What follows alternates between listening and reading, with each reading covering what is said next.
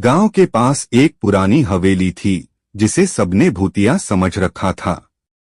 कहते थे कि वहां एक लड़की की आत्मा भटकती है जिसने अपनी जान एक खौफनाक हादसे में खो दी थी। एक रात 4 दोस्तों आर्यन, तान्या, समीर और नेहा ने तय किया कि वे उस हवेली की सच्चाई का सामना करेंगे। हवेली की ओर बढ़ते हुए चारों ने महसूस किया कि हवा में एक अजीब सी खामोशी थी।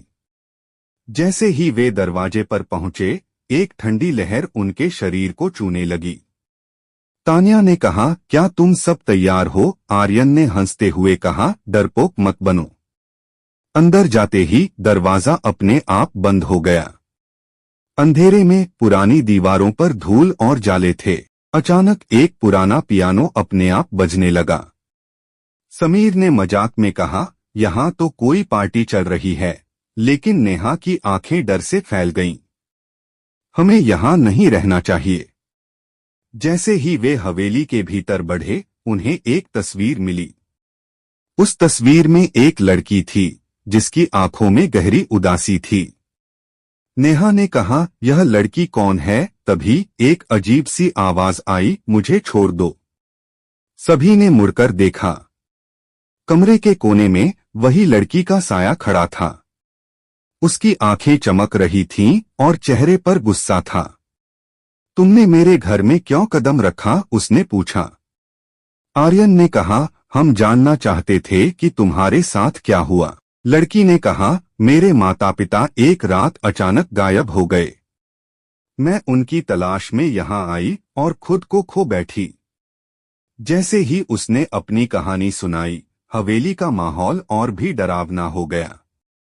अचानक एक गहरी आवाज गूंजने लगी, तुम यहाँ नहीं रह सकते। दीवारों पर अजीब आकार उभरने लगे और साया तेजी से उनके करीब आ गया। तान्या ने कहा, हम तुम्हारी मदद करेंगे। लेकिन साया बोला, तुम्हें मेरी आत्मा को मुक्त करना होगा। नेहा ने पूछा, कैसे? साया ने कहा, मेरे माता पिता को अंतिम विदाई दो। उन्होंने तर्क किया और साया ने उन्हें एक पुरानी किताब दिखाई।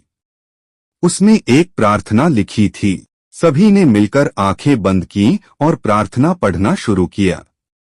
जैसे ही प्रार्थना खत्म हुई, कमरे में एक उजाला छा गया।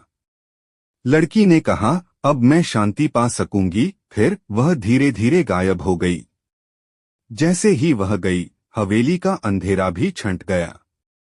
दरवाजा अपने आप खुल गया और वे बाहर निकलने में सफल हो गए। गांव लौटकर उन्होंने यह तय किया कि वे कभी भी उस हवेली का रुख नहीं करेंगे।